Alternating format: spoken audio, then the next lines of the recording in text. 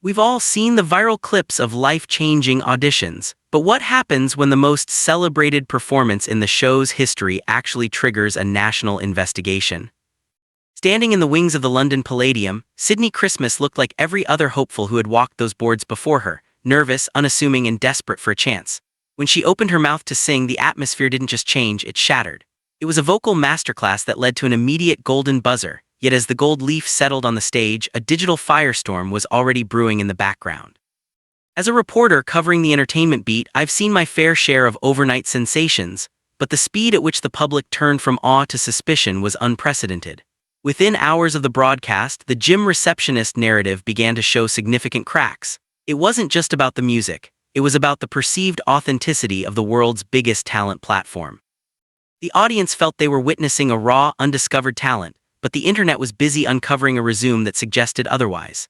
This wasn't just a girl from Kent who sang in her shower. This was a seasoned performer with credits that many professionals would envy. The question isn't whether she could sing, clearly she could, but whether the show's producers were being transparent about who they were putting on that pedestal.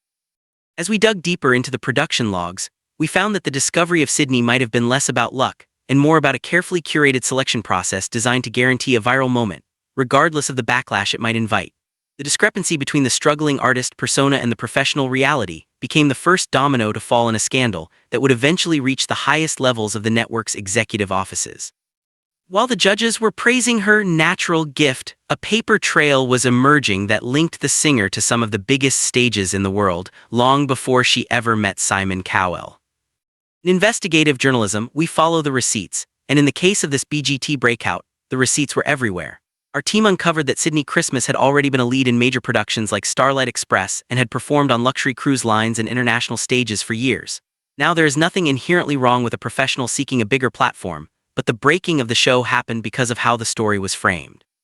The audience was sold a zero-to-hero arc, a classic trope that drives emotional engagement and, more importantly, phone-in votes. When the truth surfaced that she was essentially a ringer, a professional brought into an amateur arena, the blowback was fierce.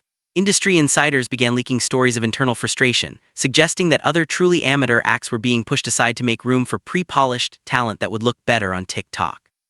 We spoke to several former contestants who felt that the search for talent had become a search for a product. This revelation led to accusations that the show was fixed to favor those with existing industry ties. The controversy wasn't just a minor gripe, it became a full-blown debate about the ethics of reality television. If a singer has already had a career, should they be allowed to compete against a local magician or a primary school choir? The show's refusal to acknowledge her professional past during the broadcast was seen by many as a deliberate omission, a way to manipulate the viewer's heartstrings. This lack of transparency didn't just hurt the singer's reputation, it called into question the integrity of the entire voting system, leaving a bitter taste in the mouths of millions of license fee payers who felt their trust had been exploited for the sake of a high ratings moment. The arrival of a new, outspoken judge was supposed to modernize the show, but instead, it ignited a behind-the-scenes war that threatened to end the series for good. In 2026, the production team made a radical move by bringing in KSI, a move intended to bridge the gap between traditional TV and the digital generation. However, our sources inside the production reveal that this refresh backfired spectacularly. KSI's brutal honesty acted as a catalyst for the existing tensions surrounding the professional singers. Unlike the older judges who followed the script of Everyone Has a Dream, the new blood wasn't afraid to call out the manufactured feel of the contestants. This created a visible rift on the panel, with Simon Cowell reportedly clashing with the newer judges over how much of the truth should be shared with the viewers. The newsroom received reports of heated arguments during filming breaks, with accusations that the show was becoming too plastic. This internal conflict leaked onto the screen, making the audience feel like they were watching a show at war with itself. The breaking point came when the judges' feedback started to sound more like corporate PR than genuine critique. As a reporter, I began to see a pattern. The more the public complained about the fixed nature of the show, the more the judges doubled down on their praise. This gaslighting of the audience only served to alienate the core viewership. Rumors circulated about contractual obligations that guaranteed certain singers reached the final, regardless of the public's actual sentiment. This wasn't just a disagreement about music, it was a battle for the soul of the show. The judging panel, once a cohesive unit, had become a battlefield where the tension was so thick you could feel it through the screen, leading to a season that felt more like a scripted drama than a talent competition. When the final results were read, the numbers didn't just cause a stir, they triggered a formal investigation into whether the public's voice was actually being heard. The climax of this saga occurred during the live finale, an event that was supposed to be a celebration but felt more like a courtroom.